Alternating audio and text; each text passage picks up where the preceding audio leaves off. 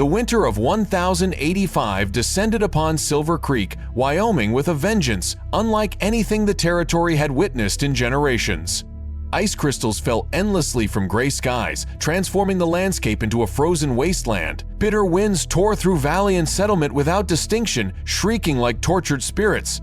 Sensible folk remained sheltered, huddled near their hearths and whispering prayers. But Sarah Bennett had never been accused of being sensible. Before we continue, if you are new on this channel, please click on the like and subscribe button. Comment where you are watching this story from. God bless you richly. Let's continue. She cinched her threadbare woolen coat tighter against her slender body as she pushed forward through waist-high drifts along the forest boundary. Her leather boots were drenched through, her fingertips screaming with cold. She had ventured out to inspect her snares, understanding full well the gamble, understanding that winter showed no mercy to the careless. Yet she persisted. She always did. That's when she noticed it. Initially, it resembled a toppled tree trunk, partially concealed by accumulated snowdark, motionless, wrong. Sarah narrowed her eyes against the driving flakes and edged forward cautiously. Her pulse skipped. Her stomach lurched. She crashed to her knees in the powder, ice-cold moisture instantly soaking through her woolen skirt, but she didn't care. His form lay face down, twisted at an unnatural angle like a discarded doll. His jacket hung in frozen tatters, stiff as iron. Ice crystals sparkled in his black hair like some grotesque decoration. His lips were blue. "No, no, no," she whispered, her voice cracking. Her hand shook violently as she yanked off her glove and pressed frozen fingers against his throat, praying, begging for something, anything. For one agonizing eternity, there was only silence and her own ragged breathing. Then barely there, like a whisper from the grave itself, a pulse. Fluttering.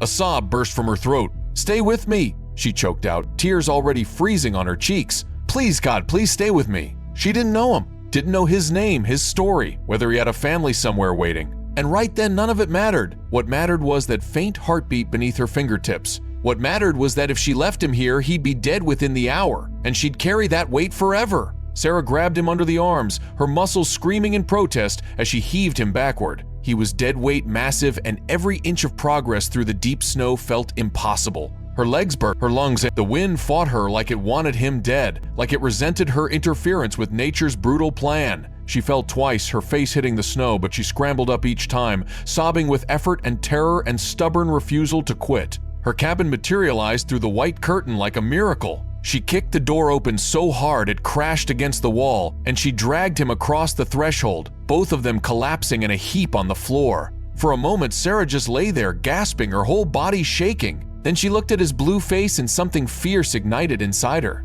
"No," she snarled at death itself. "Not today, not him!" Her hands fumbled with the fire, adding wood with desperate urgency until flames roared to life, filling the cabin with blessed heat. She tore at his frozen coat, the fabric cracking like thin ice, her fingers so numb she could barely grip. His clothes underneath were soaked through, clinging to him like a death shroud. She wrapped him in every blanket, every quilt she owned, then prepared a basin of lukewarm water with trembling hands. Slowly, carefully, fighting back panic, she began warming his hands, his arms, his face. His skin felt like touching a corpse. Was she too late?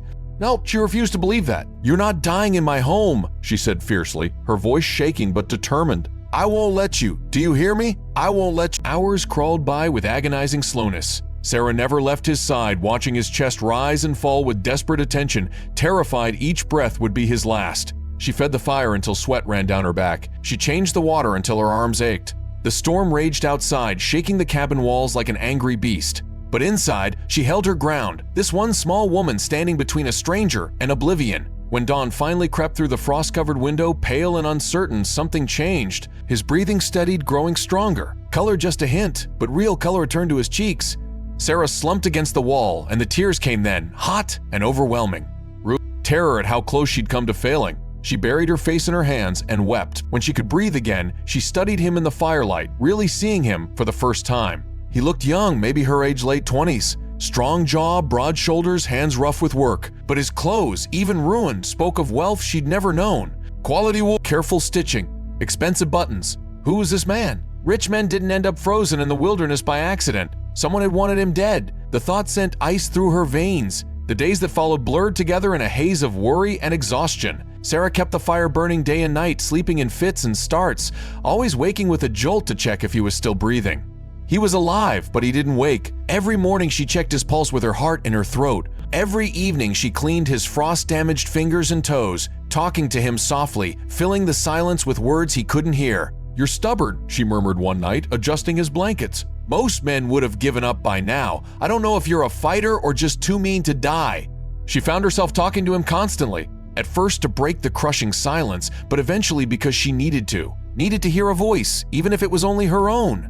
Needed to feel less alone in this vigil. "I wasn't always alone," she told him one evening, staring into the fire while snow whispered against the windows. "I had a family once, a husband, a daughter. Fever took them 3 winters ago." Her voice cracked. Emma was only 4. She loved the snow, used to catch snowflakes on her tongue and laugh. She stopped, swallowing hard. "That's why I'm out here. Couldn't stay in town. Too many memories, too many ghosts." On the 5th day, everything changed. Sarah was tucking the blankets tighter around him when she felt Ita's slight pressure against her wrist. She froze, afraid to breathe, afraid she'd imagined it. His fingers twitched. Her heart leaped into her throat.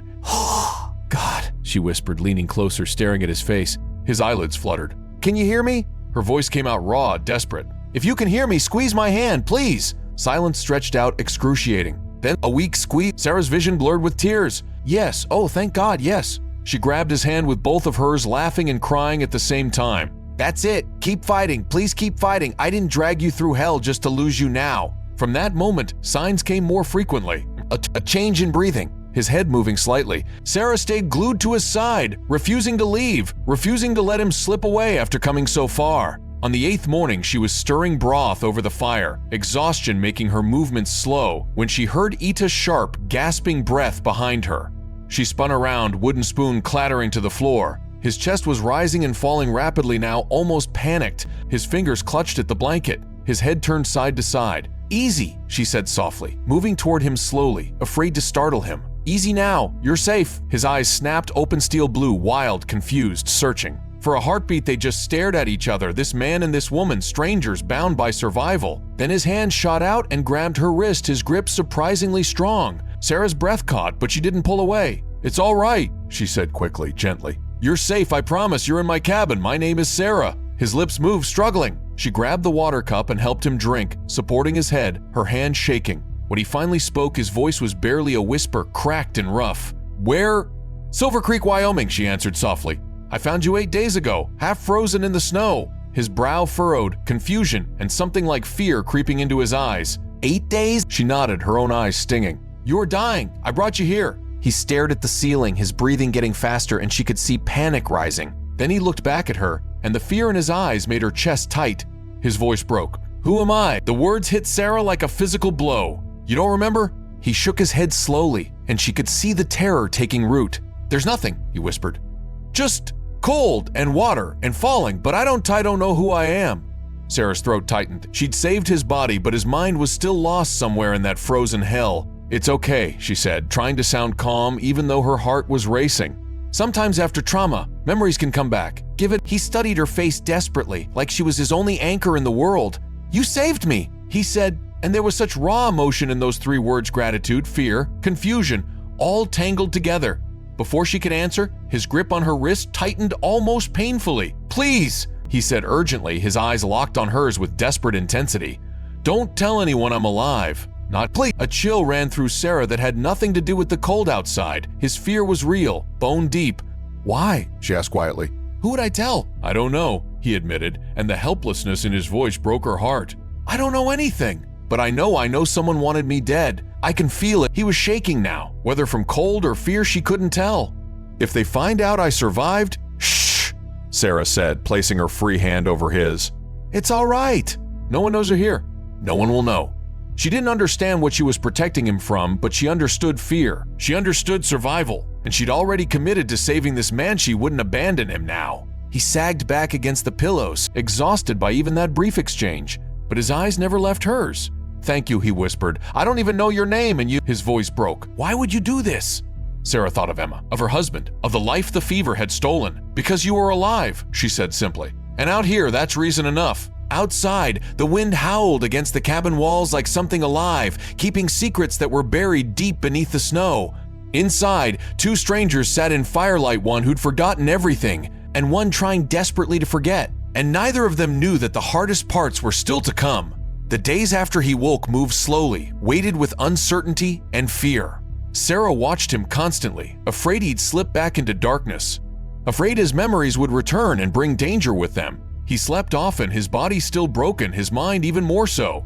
When he was awake, confusion clouded everything. "Where am I?" he'd ask, having already asked 3 times that morning. "How long was I unconscious?" Always the same questions, as if repetition might somehow shake loose the answers locked in his mind. And Sarah answered patiently every time, even as worry gnawed at her insides. She started calling him Nathan. It just came out one morning when she was helping him sit up. "Easy, Nathan. Take it." He'd looked at her, confused, and she'd shrugged. "You need a name. Nathan feels right." He'd accepted it with a small nod. This man who had nothing else to hold on to. Learning to live again was brutally hard. Nathan managed to sit up first, his face going pale with effort, then standing, his legs shaking like a newborn calf's. His hands trembled when he tried to hold a cup. Every small task was a mountain. "I hate this," he growled one afternoon. Collapsing back onto the bed after managing maybe 3 steps, he punched the mattress in frustration. "I hate being this weak." "I know," Sarah said, kneeling beside him. Her hand hovered over his shoulder, then touched it gently. "But you're alive, Nathan. That has to count for something." He looked at her, then really looked at her, and something shifted in his eyes, gratitude mixed with confusion. "Why did you save me?" he asked quietly. "You didn't know me. I could be anyone." Sarah met his gaze steadily. "You had a heartbeat." That was enough. She saw his throat work as he swallowed hard. "That simple?" Something passed through his expression, then something deep and painful and grateful all at once. Like no one had ever cared about him just for being alive before. The nights were hardest. The wind clawed at the cabin like it wanted in. The fire burned low, casting dancing shadows. And sometimes Nathan would wake with a violent gasp, his body rigid, his eyes wild with terror. Water, he'd choke out. So cold. His hands would claw at the blankets as if trying to swim. Sarah would rush to him, sitting on the edge of the bed, taking his hands in hers. "Nathan, look at me. You're not in the water. You're feel the bed beneath. Feel my hands. She'd talk to him until the shaking stopped, until his breathing slowed, until the terror faded from his eyes. She never asked about the nightmares. The fear carved into his face told her everything. As his strength crept back, so did fragments of memory-scattered pieces of a shattered mirror. "A voice," he said one evening, staring into the fire with haunted eyes. "Someone shouting my name."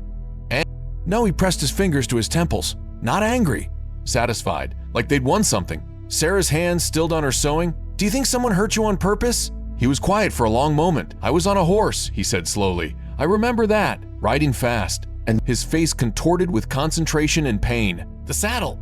Something was wrong with the saddle. I felt it slip and then he stopped, breathing hard. It wasn't an accident. The words hung between them like a death sentence. Sarah felt cold all over. Someone had tried to kill him, and they'd left him for dead. "What kind of enemies do you have?" she whispered. Nathan looked at her with anguish in his eyes. "I don't know. God help me. I don't know anything." One morning, while cleaning his frost-damaged fingers, the tips were still discolored, might never fully heal. Nathan suddenly stiffened. "Wait," he said, staring at his hands. "That should hurt more than it does." Sarah frowned. "What do you mean?" "I can feel it," he said slowly, turning his hands over. "The damage." Like my body remembers what happened even though my mind doesn't." He looked up at her with desperate hope. Maybe other things will come back too. That same day, Nathan stood without help for the first time. Sarah was washing dishes when she heard the scrape of feet on wood. She turned to see him upright, swaying, one hand braced on the table. Nathan, he took a step, his leg buckled, he fell hard, catching himself at the last second. Sarah rushed forward, but he held up a hand, breathing hard through gritted teeth. "No," he said. "I can do this. I have to do this." "You don't have to do anything," Sarah said gently. "Healing takes time." "I don't have time," he said, and the fear in his voice made her chest ache. "If someone tried to kill me once, they might try again. I need to be ready." The determination in his eyes was fierce, but underneath she could see the terror. He was a man running from shadows he couldn't even remember. 2 weeks later, Sarah needed supplies. She'd been putting it off, not wanting to leave Nathan alone, but they were nearly out of food. "I have to go into town," she told him that morning. He immediately tensed. "No, it's too dangerous. Nathan, we need food. I'll be back before dark." She pulled on her coat. "Stay inside. Keep the fire going. If anyone comes, hide," he finished. "I know." But when she looked at him, she saw naked fear. This man who'd survived being left for dead in a blizzard was terrified of being left alone for a few hours. It broke her heart. She moved quickly through Silver Creek, keeping her head down. The town hadn't changed, same weathered buildings, same tired faces, same gossip hanging in the air like smoke. At the general store, she was gathering flour when she heard voices nearby. "Shame about Thomas Hartwell," one man was saying. Sarah's hand stilled on the flour sack. Finally made it official, another replied. Declared him dead last week. No body, of course. Storm took him clean. And his brother took everything, the first man said with a hint of bitterness. Convenient, wasn't it? Marcus inherits the biggest ranch in the territory. Sarah's pulse began to pound. She forced herself to approach casually. Excuse me, she said. I couldn't help overhearing. The Hartwells, do they have family in the area? The shopkeeper looked at her curiously. Thomas Hartwell went missing in the blizzard about 2 months back. Fell into the icy river, they think. His brother Marcus has been running the ranch since. Why do you ask? Just curious, Sarah said, but her mind was racing. She finished her shopping in a daze and headed back, her hands shaking on the reins. When she reached the cabin, Nathan was at the window, watching for her. Relief flooded his face when he saw her. Thank God, he breathed. Nathan, Sarah said slowly, I need to tell you something. But before she could continue, she saw his entire body go rigid. His hand came up to his head, fingers pressing against his temple. His breathing quickened. Nathan? What's wrong? I remember, he whispered, his voice shaking, my name. Oh God, I remember my name. Sarah's breath caught. What is? He turned to her, his face pale as death. Thomas, he said. The world seemed to tilt sideways. Sarah's bags dropped from her hands, flour and beans spilling across the floor, but she didn't notice. With trembling fingers, she moved to the shelf where she kept old newspapers. She'd used them for kindling, but some remained. She unfolded one with shaking hands. There, in crude ink, was his face. Thomas Hartwell. Presumed. She held it up, and Nathan Thomas stared at his own image like he was seeing a ghost. That's me, he whispered. That's my face. His hand came up to touch his cheek, as if verifying he was real. Your brother, Sarah said, her voice barely audible. Something dark passed over Thomas's face. Marcus, he repeated, and the name sounded like poison on his tongue. He was there. I remember now. We were riding together. He suggested we check the northern boundary, just the two of us. His voice grew harder with each word. The saddle strap, it didn't break, it was cut. Sarah felt ice in her veins. You think your brother tried to murder you? Thomas's hands clenched into fists. I don't think, I know. I remember his face when I started to slip. He wasn't surprised. He wasn't scared. He was. His voice broke. He was satisfied, like he'd been waiting for it. The truth came together quickly after that, piece by horrible piece. Thomas remembered the struggle, the cold shock of hitting the water, being swept downstream while ice-cold water filled his lungs. He wanted me dead, Thomas said, his voice hollow. Everything was left to me in Father's will, the ranch, the land, the contracts. Marcus got nothing unless I died. Oh God, Sarah whispered, sinking into a chair. Thomas, this is dangerous. If he knows you're alive, he can't know, Thomas said fiercely. Not yet. I'm not strong enough. I need time.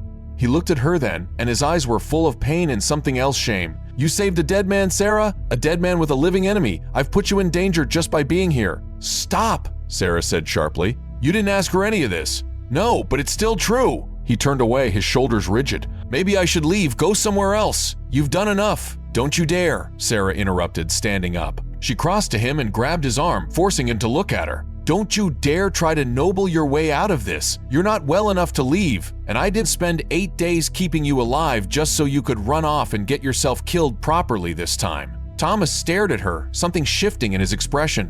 Why do you care? He asked softly. You don't even know me.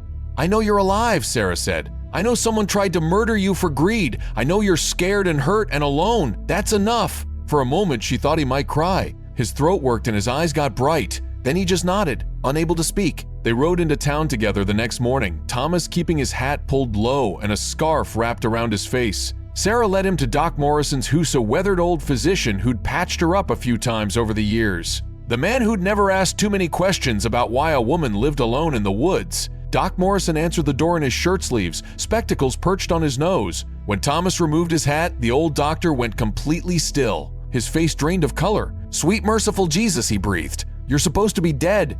That was the idea, Thomas said grimly. Can we come in?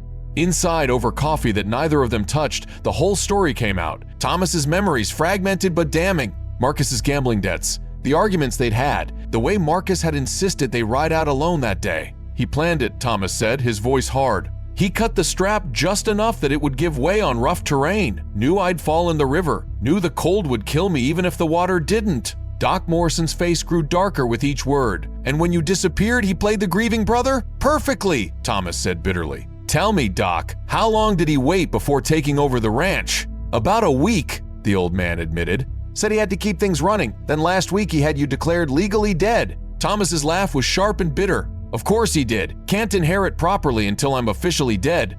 You can't let him know you're alive. Doc Morrison warned. Not yet. If Marcus finds out, he'll try again, Thomas finished. I know. That's why I need your help. Gathering evidence.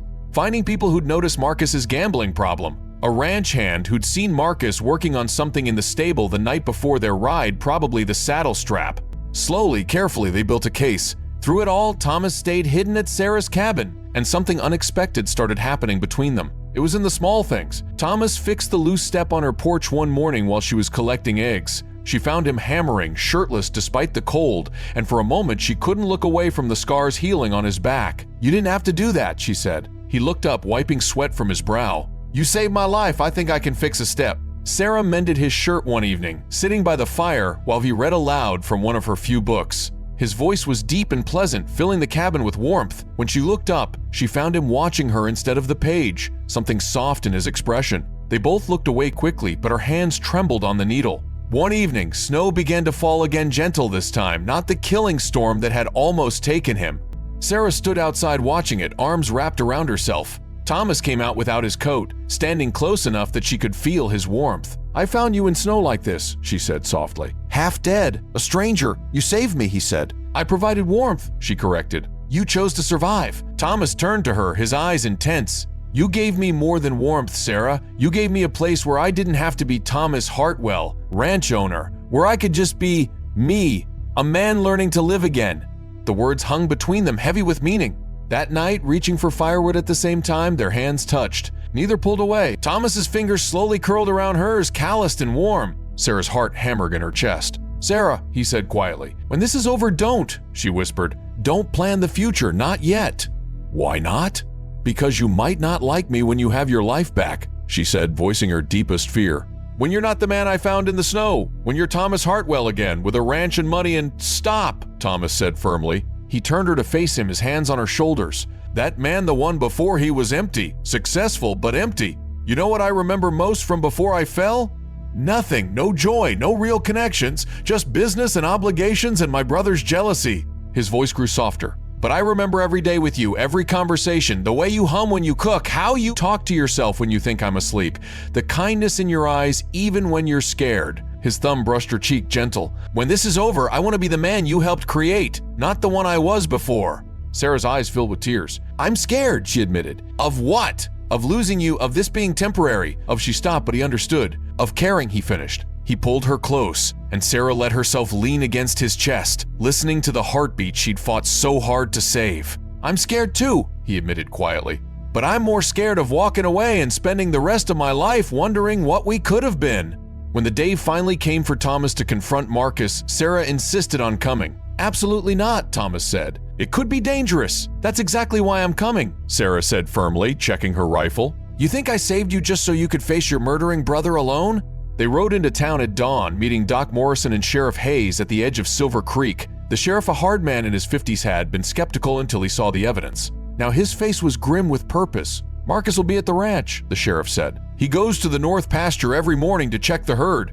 I know, Thomas said. I taught him that routine. They rode out together, a small group united by justice and anger. When they reached Hartwell Ranch, Thomas's ranch, Sarah felt his entire body tense. This was his home, the place his murdering brother had stolen. Marcus was indeed in the north pasture, sitting on his horse, surveying cattle like he owned them, which legally he thought he did. They approached slowly, and Marcus turned at the sound of hooves. His face went from curious to confused to absolutely bloodless in the space of 3 seconds. No, he breathed. You're dead, Thomas asked coldly. Marcus's hand immediately went to his gun, but the sheriff was faster. Touch that weapon and it's the last thing you do, Hayes barked. The truth came out then, not in confession, because Marcus wasn't that stupid, but in the way his face shifted through emotions.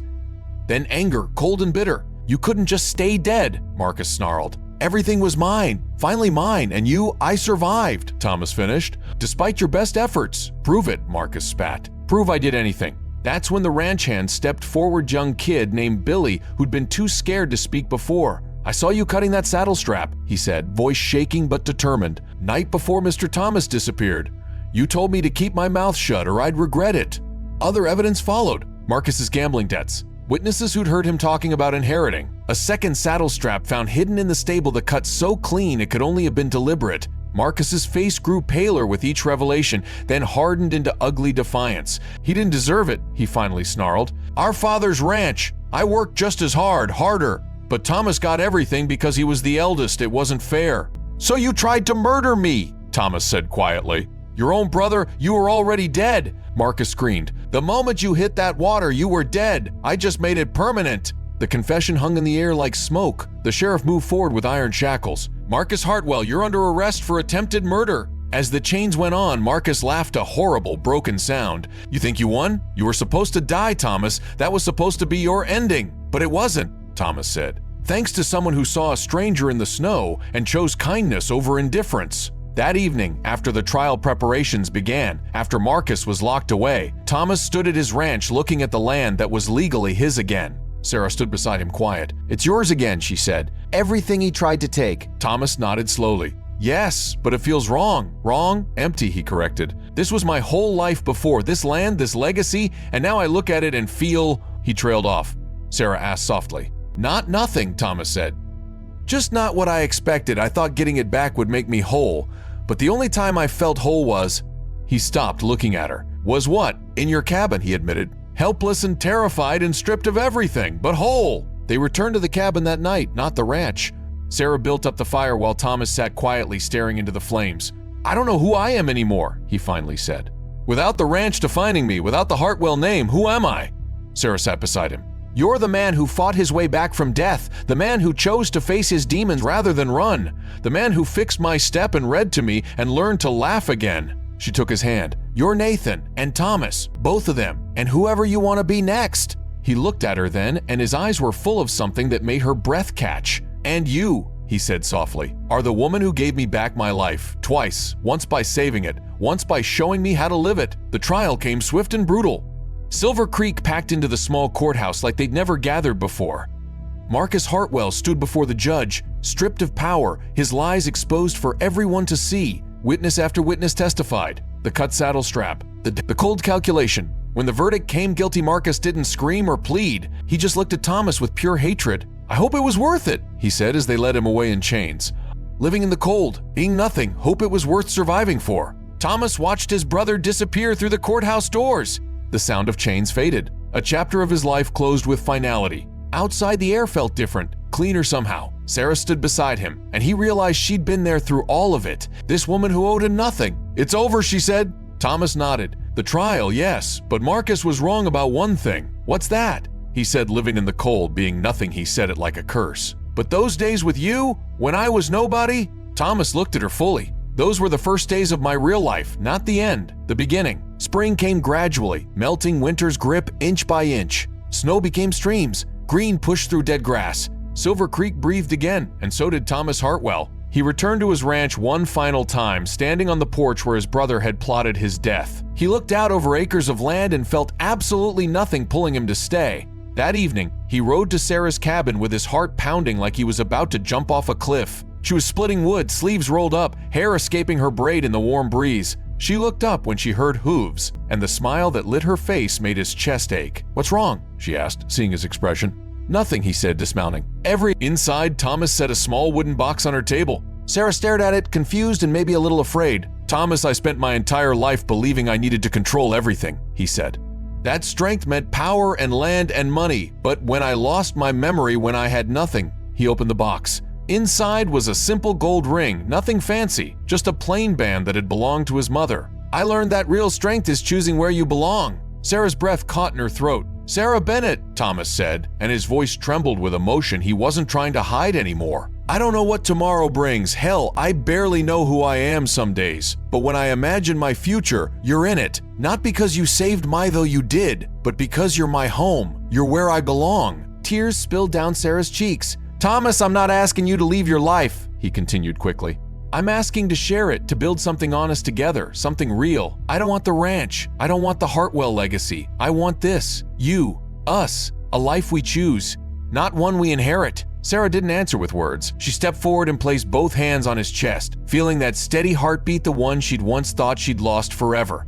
Yes, she whispered. Yes to all of it. The wedding happened in late spring under tall pines behind what used to be the Hartwell Ranch. The whole town came people who doubted Sarah, who'd whispered about the strange woman living alone in the woods. They looked at her differently now, respected her. The quiet woman who'd saved Thomas Hartwell when he was nothing but a frozen stranger.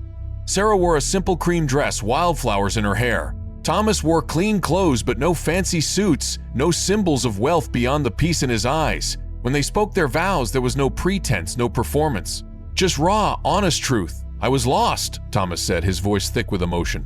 "Dying in the snow, and you found me. You were never lost," Sarah replied, tears streaming freely now. "You were waiting, we both were." As the sun descended, casting everything in golden light, they stood hand in hand listening to laughter and fiddle music carried on warm air. For the first time in years, Sarah felt Emma and her husband weren't haunting her anymore. They were at peace, and so was she. That evening, Thomas and Sarah returned not to the grand ranch house, but to the cabin. Sarah paused at the door, suddenly uncertain. "Are you sure? You could have so much more."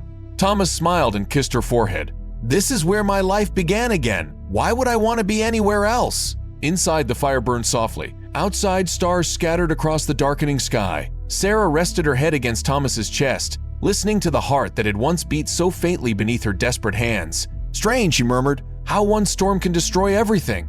Thomas wrapped his arms around her, pulling her close. "Or save it." And in that quiet cabin where a stranger had once lain dying, where a woman had refused to let death win, two lives became one, not bound by wealth or legacy or family name, but by choice, by love earned through suffering and kindness. The winter of 1085 had stolen much from Silver Creek, but it had also given something precious a second chance. And Thomas and Sarah Hartwell had learned what few people ever do, that sometimes you have to lose everything to find what actually matters. Sometimes you have to die to truly learn how to live.